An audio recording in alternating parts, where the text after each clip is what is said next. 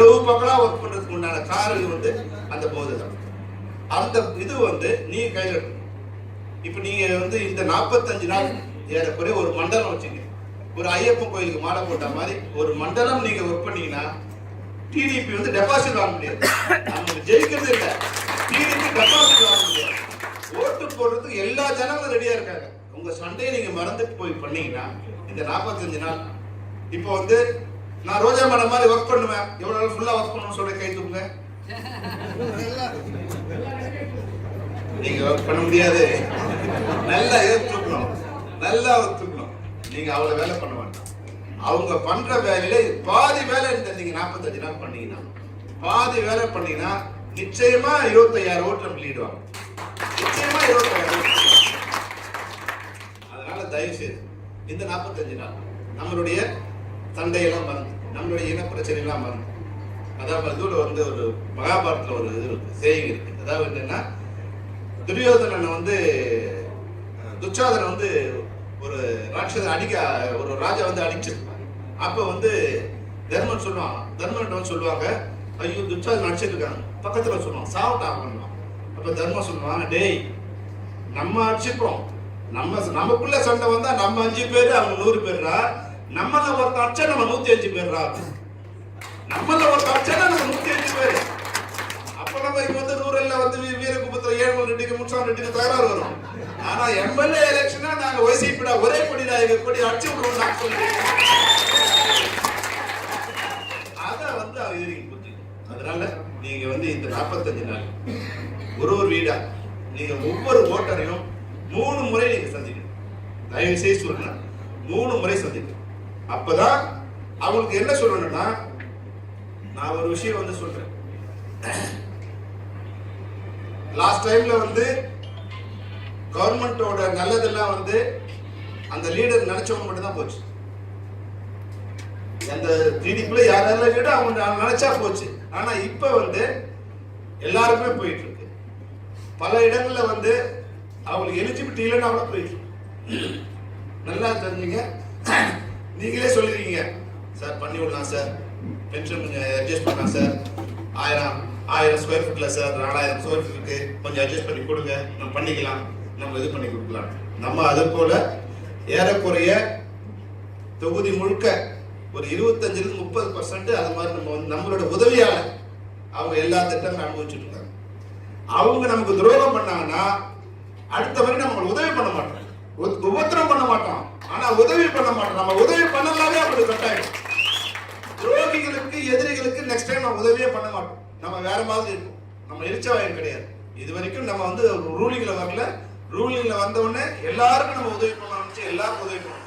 நல்லவன் கெட்டவன், ஒய்சிபி, TDP, BJP யாரா இருந்தாலும் உதவி பண்ணணும். உரியவங்களுக்கு உதவி பண்ணது வேற, ஆனா பல வகையில வந்து இல்லாதவங்களுக்கு உதவி பண்ணிடுறோம். அடுத்த முறை அது மாதிரி நாங்க வந்து எரிச்சவாயத்தனமா இருக்க மாட்டோம். அதை மட்டும் எல்லாருக்கும் சொல்றேன், உங்க லீடருக்கும் சொல்றேன்.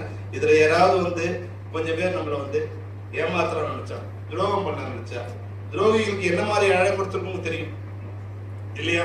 இன்னைக்கு வந்து நீங்க எவ்வளவு பேர் லீடர்ஸ் இருக்கீங்க? ஒரு மண்டலத்துல 100 பேர் லீடர்ஸ் இருக்கீங்க, ஆமாவா இல்லையா? லாஸ்ட் டைம்ல எவ்வளவு எப்படி இருந்தது? ஒரு ரூம்ல உட்காந்துக்கிட்டேன், அவங்களை கூப்பிட்டு இது வச்சுங்க, இது பண்ணுங்க, இது பண்ணுங்க, இது பண்ணுங்க. நாங்க உங்களை பார்த்ததே இல்லை, நீங்க என்ன வேலை செய்யணும் தெரியாது. யாராவது கொஞ்சம் பேர் 10 பேரை 20 பேர் தெரிஞ்சிருக்குமே தவிர எல்லாம் வந்து ஒரு சேனலா இருந்தது.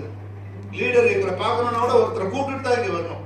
ஆனா இன்னைக்கு நீங்க எல்லாருமே லீடர், உங்க எல்லாரையுமே நாங்க வந்து நேரடியாக கூப்பிட்டு பேசிருக்கோம். அப்ப நீங்க உங்களுடைய ரெஸ்பான்சிபிலிட்டியை நீங்க எடுத்துக்கணும். அவங்க சொல்லுவாங்க, இவங்க சொல்லுவாங்க, அதெல்லாம் நீங்க கவலைப்படாதீங்க. பூத் வைஸ் இந்த பூத்துக்கு நான் இன்சார்ஜ், 200 பூத்துக்கு இன்சார்ஜ் யாருங்கிறத நீங்க கொடுத்துருங்க. இந்த மண்டலத்தில் இருக்கிற கன்வீனர்ஸ், இந்த பூத்துக்கு வந்து பாஸ்கர் இன்சார்ஜ், இந்த பூத்துக்கு பாலகிருஷ்ணன் இன்சார்ஜ், இந்த பூத்துக்கு பிரசன்னா இன்சார்ஜ், இந்த பூத்துக்கு ராஜகோபால் இன்சார்ஜ், இந்த பூத்துக்கு சேகராஜ் இன்சார்ஜ் அப்படிங்கிறத வந்து எங்களுக்கு நீங்க கொடுத்துருங்க. அந்த பூத்ல பிளஸ் வந்தாலும் அவர் தான் காரணம், மைனஸ் வந்தாலும் அவர் தான் காரணம். அது மாதிரி ரெஸ்பான்சிபிலிட்டி எடுக்க முடிய தைரியம் இல்லாதவங்க பூத் இன்சார்ஜ் கொடுப்பாரு. இப்ப நான் நல்லா சொல்லிடுறேன், யாராலும் உங்களுக்கு அந்த பூத் இன்சார்ஜை கொடுத்துட்டு நான் எடுக்க முடியுங்கிறவங்க 20 வருஷம் இருந்தாரு, 30 வருஷம் இருந்தாரு, முதல்ல வந்தாரு, பின்னாடி வந்தாரு, எப்படி வச்சாலும் ஆகுதுங்க திகிதா லேதா.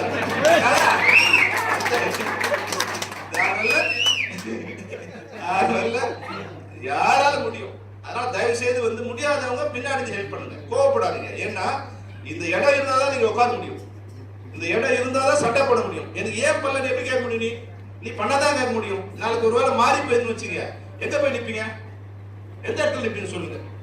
இப்பவே ஒரு சொன்ன வந்து நம்ம இவன் அடிச்சாங்க, யார நம்ம பிரத்யூஷ் அடிச்சாங்க.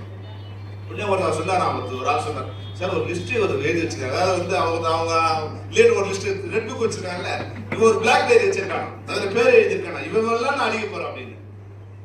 அவனுக்கு ஒன்று சொல்றது, அதாவது ஆந்திராவில் வச்சு அரெஸ்ட் பண்ணுவாங்க, தமிழ்நாட்டில் போய் அடிக்கலாம்னு தான் அடிச்சாங்க. அந்த பிரத்யூஷ திருத்தல இருந்து அடிச்சாங்க. அடிச்ச அரை மணி நேரத்தில் ஆள் ஐடென்டிஃபிகேஷன் தெரியாத அடிச்சாங்க. ஏன்னா அவங்க கொஞ்சம் அங்கே பவர் அதிகம், அவங்களுடைய பவர் வச்சு பணத்தை கொடுத்து ஆயிடுச்சுலாம், இன்ஸ்பெக்டர்லாம் கரெக்ட் பண்ணி வச்சுட்டாங்க. அடுத்த ½ அன் அவர் நேரம் நம்ம தமிழ்நாடு சிஎம் ஆஃபீஸ்க்கு ஃபோன், நம்ம இங்கேருந்து மேடம் வந்து ஒரே ஒரு ஃபோன் பண்ணாங்க. 2 மணி நேரத்தில் டிஎஸ்பி எஸ்பி எல்லாம் வந்து அவங்க பார்த்துட்டாங்க. அடுத்த 24 மணி நேரத்தில் கேமரா இல்லை, ஆள் இல்லை, ஆனா 24 மணி நேரத்தில் எவன் அடிச்சாங்க அரெஸ்ட் பண்ணி கொடுத்துருக்கோம். அதனால இந்த கருப்பு டைரி வச்சுன்னு சொல்றேன், நீ வந்து ஆந்திராவில் இல்லை, இந்தியாவில் இல்லை, நீ அமெரிக்கா போய் உட்கார்ந்தாலும் அங்கே பின்னாடி ஆள் வரும். இந்த மிரட்டுற எல்லாம் வச்சு நாங்கள் இது மாதிரி 1000 பேரை பார்த்துருக்கோம். எங்க ஆட்கள் அது மாதிரி 1000 பேரை பார்த்துருக்கோம். எவ்வளோ இங்க பயங்கரம் கிடையாது, மரியாதையோட இருக்கா. சரி வேண்டாம், நம்ம வந்து சிஎம்ஏ நமக்கு வந்து எல்லாரும் அனுசரிச்சு போகணும்னு சொல்றாங்கிறதால தான் இங்க வந்து அனுசரணையா நாங்கள் அமைதியா போயிட்டு இருக்கான். நீ திருப்பி அடிடான்னு ஒரு வார்த்தை சொன்னா எவனும் ரோட்ல நடக்க முடியாது. அது வந்து அப்போது அவங்க தெரிஞ்சு வந்து ரெட் புக் வச்சுக்கிட்டு கிளாக் புக் வச்சு மிரட்டுற வேலையெல்லாம் அவங்க வச்சுக்கூடாது. அதனால அந்த தைரியம் உங்களுக்கு வேண்டாம்.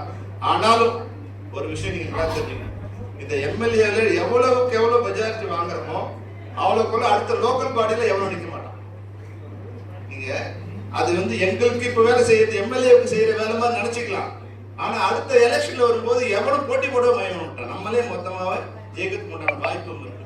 அதனால சின்ன சின்ன பிரச்சனை இருக்கு, பிரச்சனை இல்லைன்னு நான் சொல்லுவேன்.